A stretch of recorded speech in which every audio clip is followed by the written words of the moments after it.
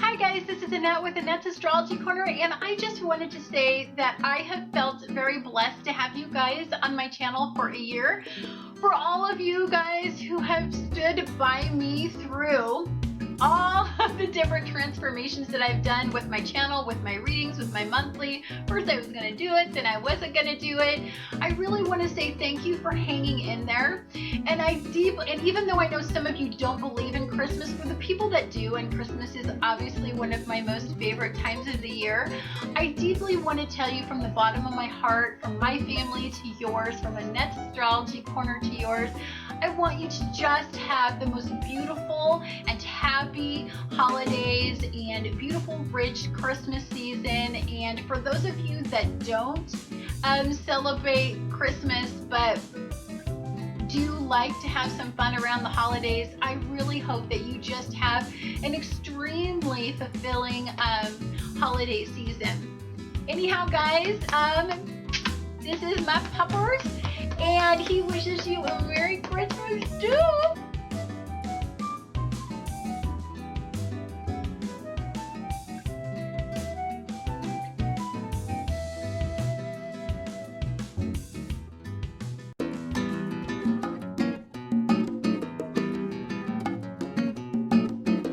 Hi Pisces, this is Annette with Annette's Astrology Corner, and this is your December forecast. And dear Pisces, so for you, the entire month we have Neptune in Pisces aligning with Chiron in Pisces. So when Neptune in Pisces aligns with Chiron in Pisces, this is tremendous work in expansion. This is in looking at everything and healing from it. This is a lot of deep work. And this is a lot of optimism, enthusiasm, and putting the dream and the hope back into your life and healing some of those old wounds that you have sticking around, blocking some of your positive energy. So for you, some of the blocked energy that I see on the 4th, when Venus moves into Scorpio in your 9th house, is this 10th house work. It's aligning the 10th house with the 9th house. So to me, when I see Venus in Scorpio, first of all, it's a fellow water sign, very good energy, very complementary to you. So you align very intuitively and almost on a psychic level with this energy. It just, I think this is very elevating, very spiritual energy. It's allowing you to find some way to have supreme balance in your life and feel that need to be just genuinely deeply thankful and start to pull out some of these creative juices. This isn't about living through life and working through life experience. This is about pouring yourself into innovative ideas, creativity, hope, and what you're actually supposed to be giving the world. See, what you're supposed to be giving the world is unique and it's gift. Remember that Neptune is the sign where all of the signs dump into. It's cumulative energy. It's cumulative energy from the 1st house to the 12th house. And Chiron is in there, working in there, clearing out this house, pouring really positive energy. And when positive energy goes into a Pisces, then what soon follows after that is massive amounts of creative inspiration. And I see that you're going to be very involved in this expansive thinking. So some of you are working through those drudging jobs, 9-to-5 jobs that are not allowing this creative inspiration to come into your life, and you are escaping and you're doing all kinds of bad things in this energy. Then I feel what you're going to get is a squaring off with Saturn and your Sun, presenting an obstacle or a workplace or possibly a career life path destiny obstacle that you can't deny. And it gets you at the heart of the matter. So, and it tries to realign you. I believe that the universe throughout our life, we get signals. And as we go along and we get all these signals, there are times when there are so many opportunities that we actually don't know which one to pick. So say you come up to a three-way intersection. You can go straight, right, or left. For you, if you're going in the wrong direction and you're like, crap, I knew I should have went straight, but you're already going down the wrong direction. For some of you, you can be just complacent and stay in that wrong direction.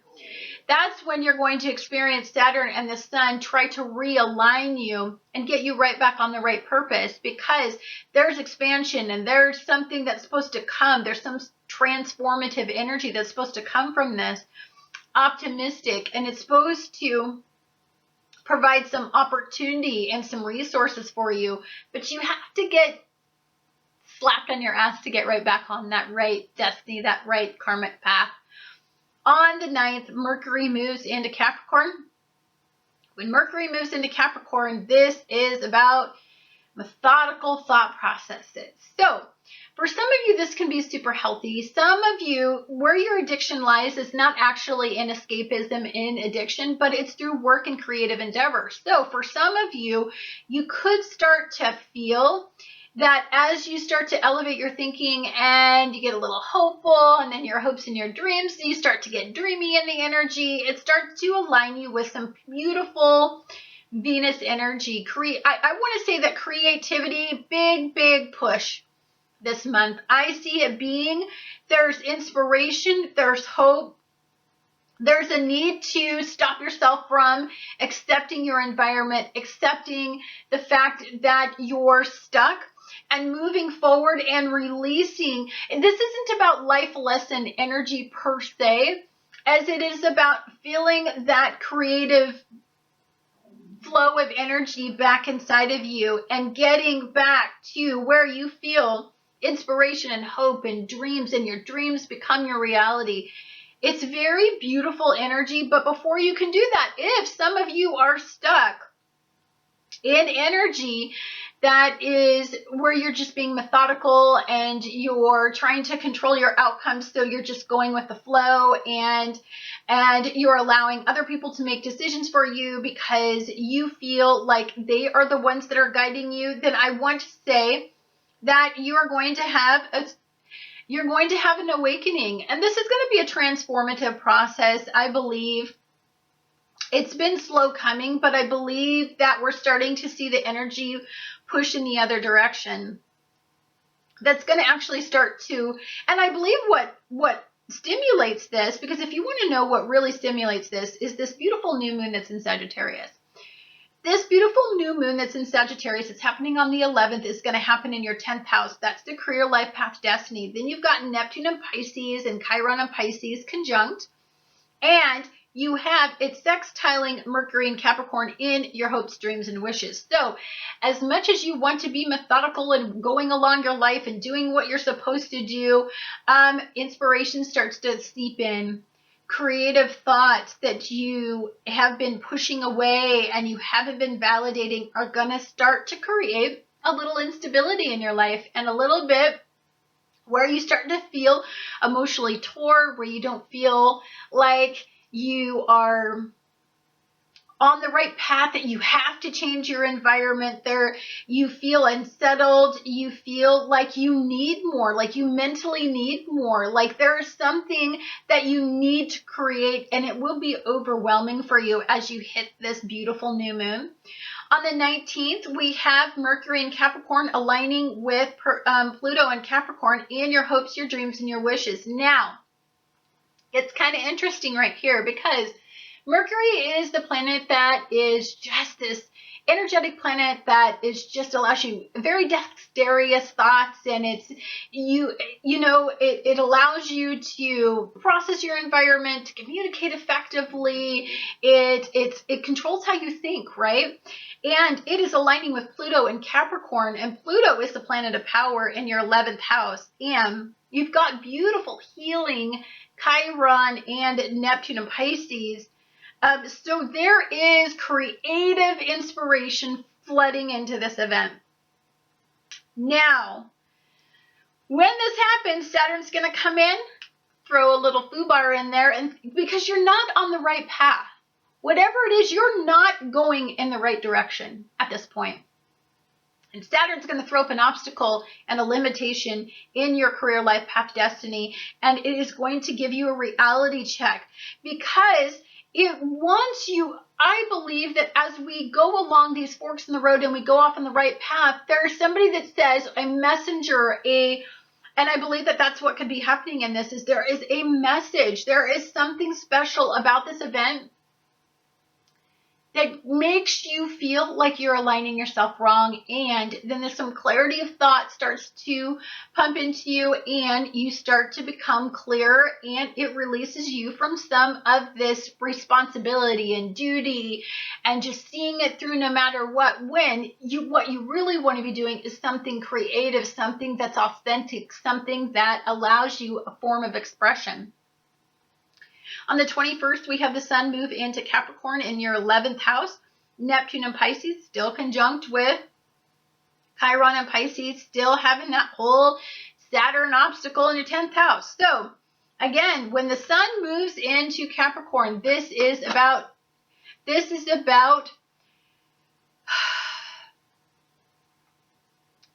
getting your foundation and the way that you've structured your life to support creativity, support new ideas, support intuitive energy, and to take you away from all this linear thinking and this and just a disciplined lifestyle. You need to break free from that and break free from that need to just stick it out no matter what, because that's what your responsibility are. This is about breaking you free actually from duty and responsibility and opening yourself up to something more that I think you deeply know at this point that you're supposed to start to try to gear your life toward. It can make you extremely critical in this energy. I have to say, critical of your environment, critical of others, critical of where you're at, lots of sleepless nights, lots of mental instability as you feel like intuitively there's just something not quite right, but you're trying to align yourself with what is. Then on the 24th, Christmas Eve, we have beautiful Neptune and Pisces conjunct with Chiron and Pisces and sextiling the sun. Yet, okay, so don't align yourself with work because you're just going to have a bunch of squaring off energy. However, these next couple days on the holiday, align yourself with the sun, align yourself with this beautiful full moon that we're going to have on the 25th. This is all about pleasure, love, romance. This is about creativity. Get creative, create presents, creative projects. Start using time to do some editing, to compose some music, compose some poetry, compose something that is authentic. Get back into the world where you take an idea and you make it a reality, make it a physical reality, and show somebody that through that you have something to give. The next few days that come up on the 25th, which is the full moon that's going to be happening in Cancer, a water sign, by the way, so highly harmonious energy, highly energizing energy. If you're not focused on work, if you're not focused on your career, life, path, destiny, as much as you're focusing on hopes, dreams, wishes, networking, friendships, getting out there, maybe those people have something stimulating to say to get you on track in the right direction. If you're not, it needs to be about pleasure and creativity. I see that being a huge way to stabilize all of this imbalance that you're starting to feel inside yourself, and it's going to start to align yourself with elevated thinking. It's almost like you have an epiphany in this moment if you could pull yourself away from Saturn's lesson. Then on the 29th, we have Venus moves into Sagittarius in your 10th house, and then we have all kind of hell break loose. So Neptune and Pisces and Chiron and Pisces is going to square off with Venus, square Saturn, oppose the moon. So lots of energy in this whole 10th house. So it could be something happen at a job that just pisses you off and makes you, think that there's a change that needs to happen. It doesn't need to happen right now, but it actually needs to happen. I need to release myself from duty, responsibility, from the daily grind, and get back out there creating. It is, I believe, the end of the month is pure motivation. It's no nonsense. It's about taking yourself from this methodical world that you've created that is like a death to a Pisces, and getting you back out to what you were always aligned to be, which is a creature that goes out there and has an authentic purpose. You were never, ever, ever designed to be a creature that just methodically goes along the world like everybody else. You were never meant to be that. That's not why all the energy dumps into a Pisces and your accumulative energy.